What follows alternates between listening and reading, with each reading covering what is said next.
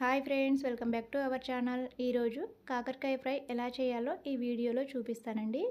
కాకరకాయను ఈ విధంగా పొడి పొడిలాడుతూ ఫ్రై చేశారంటే ఇది చపాతీ రోటీలోకి చాలా అంటే చాలా బాగుంటుంది. ఇప్పుడు తయారీ విధానం చూద్దాము. ఇక్కడ నేను తెల్ల కాకరకాయలు ఒక అరకిలో తీసుకున్నానండి. వీటిని ఇలా పైన చిక్కు తీసి పెట్టుకోవాలి. చూడండి, ఈ విధంగా తీసేసుకోవాలి. ఇప్పుడు వీటిని కట్ చేసుకుందాము. ఇలా చివర్లో మొదట్లో కట్ చేసిన తర్వాత ఒక కాకరకాయను 3 భాగాలుగా కట్ చేయాలండి. ఇలా కట్ చేసిన తర్వాత ఇక్కడ వీడియోలో చూపిస్తున్న విధంగా కాకరకాయలను ఇలా సన్నగా కట్ చేసుకోవాలి. కావాలి అంటే మీకు నచ్చిన ఏ షేప్లో అయినా మీరు కట్ చేసుకోవచ్చండి. నేను మాత్రం ఇలా పొడుగ్గా సన్నగా కట్ చేస్తున్నాను. ఈ విధంగా అన్నిటినీ కట్ చేసుకుంటే సరిపోతుంది. ఇలా అన్నిటిని చేసుకున్న తర్వాత ఇప్పుడు ఈ కాకరకాయలో ఉన్న విత్తనాలను మీకు ఇష్టం లేకపోతే తీసేసుకోవచ్చండి. కానీ ఈ కాకరకాయ విత్తనాలు కూడా ఫ్రై చేస్తే టేస్ట్ చాలా అంటే చాలా బాగుంటుంది. అందుకే నేను ఇలానే పెట్టి ఫ్రై చేస్తున్నానండి. ఒకవేళ మీకు నచ్చకుంటే తీసేసుకోవచ్చు.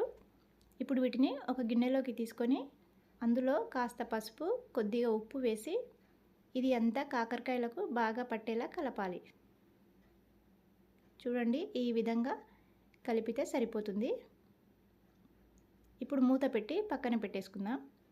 ఇప్పుడు కాకరకాయలోకి మసాలా పొడి రెడీ చేసుకుందామండి. స్టవ్ పైన కడాయి పెట్టి అది వేడయ్యాక 1 టీ స్పూన్ వరకు శనగపప్పు, 1 టీ స్పూన్ వరకు మినపప్పును వేసి ఫ్రై చేసుకోవాలి.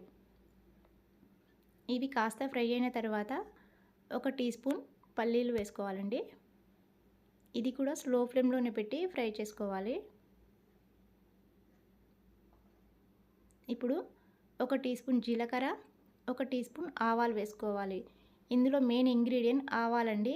ఆవాలు వేసుకోవడం వలన దాని ఫ్లేవర్ చాలా అంటే చాలా బాగుంటుంది. మనం తినేటప్పుడు ఆ ఆవాల ఫ్లేవర్ తెలుస్తుందండి, ఆ ఘాటు. ఇవి బాగా ఫ్రై అయిన తర్వాత 1 టీ స్పూన్ నువ్వులు వేసి ఫ్రై చేసుకోవాలి.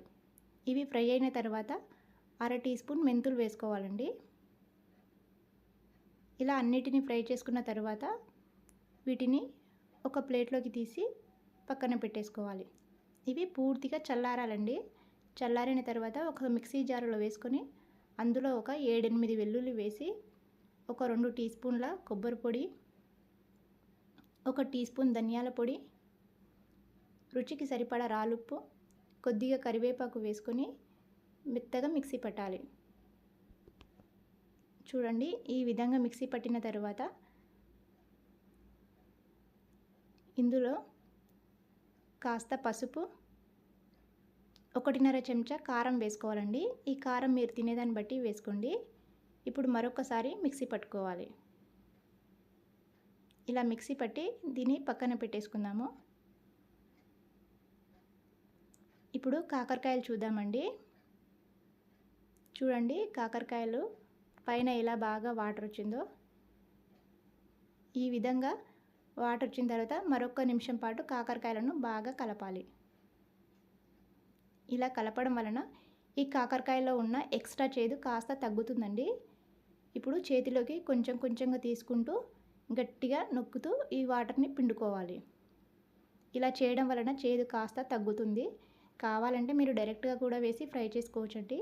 అలా చేసినా కూడా టేస్ట్ బాగానే ఉంటుంది. ఇలా అన్నిటిని పిండి ఒక ప్లేట్లోకి తీసేసుకోవాలి. చూడండి, ఈ విధంగా ప్లేట్లోకి పెట్టుకున్న తర్వాత ఇప్పుడు ఈ కాకరకాయలోని వాటర్ అండి ఇంతగానం వచ్చింది. దీన్ని పారవేసుకోవచ్చు. స్టవ్ పైన కడాయి పెట్టి ఒక 3 టేబుల్ స్పూన్ల ఆయిల్ వేసుకోవాలండి. ఆయిల్ వేడయ్యాక కాకరకాయలను వేసి ఫ్రై చేసుకోవాలి. ఇది స్లో ఫ్లేమ్లోనే పెట్టి ఫ్రై చేసుకోవాలండి. మరి హైలో పెట్టకూడదు. స్లో టు మీడియంలోనే పెట్టి ఫ్రై చేసుకోవాలి. ఇలా అంతా బాగా కలిపిన తర్వాత మూత పెట్టి మగ్గనివ్వాలి. మూత పెట్టడం వలన కాకరకాయలు త్వరగా ఫ్రై అవుతాయండి. వీటిని మూత పెట్టిన తర్వాత మధ్య మధ్యలో కలుపుకుంటూ అడుగంటకుండా ఫ్రై చేసుకోవాలి. చూడండి, ఈ విధంగా ఫ్రై అయిన తర్వాత కొద్దిగా కరివేపాకు వేసుకోవాలి. ఇప్పుడు ముందుగా మిక్సీ పట్టిన ఆ మసాలా పొడి ఉంది కదా, అది వేసేసుకోవాలండి. అంతా వేయకూడదు, చూసి వేసుకోవాలి. ఇక్కడ నాకు మొత్తం ఏమీ పట్టలేదండి, సగం పట్టింది, మిగతా సగం పక్కన పెట్టేసుకున్నాను. ఇలా పొడి వేసి ఇది అంతా బాగా కలిసేలా కలుపుకోవాలి. ఇప్పుడు మూత పెట్టి ఒక 2 నిమిషాలు మగ్గనివ్వాలండి. అప్పుడే ఆ ఫ్లేవర్ అంతా కాకరకాయకు బాగా పడుతుంది. ఇప్పుడు మరొకసారి కలుపుకోవాలి. మనం ఆ మసాలా పొడి వేసిన తర్వాత కనీసం ఒక 3-4 నిమిషాల పాటు ఇలా కలుపుకుంటూనే ఫ్రై చేసుకోవాలండి. అప్పుడే అవి బాగా ఫ్రై అవుతాయి, ఆ ఫ్లేవర్ కూడా మనకు తెలుస్తుంది. ఇలా ఫ్రై అయిన తర్వాత స్టవ్ ఆఫ్ చేసేసుకోవాలి. అంతే అండి, కాకరకాయ ఫ్రై రెడీ అయింది. ఈ ఫ్రై చపాతీ రోటీలోకి చాలా అంటే చాలా టేస్టీగా సూపర్గా ఉంటుందండి. మీరు కూడా ఈ విధంగా ఒక్కసారి పొడి పొడిలాడుతూ కాకరకాయ ఫ్రైని ట్రై చేయండి. మీకు ఎలా అనిపించిందో మీ అభిప్రాయాన్ని కామెంట్ బాక్స్లో తెలియచేయండి. అలాగే ఈ వీడియో నచ్చితే లైక్ చేసి షేర్ చేయండి. మరిన్ని వీడియోల కోసానికి సబ్స్క్రైబ్ చేసుకోండి.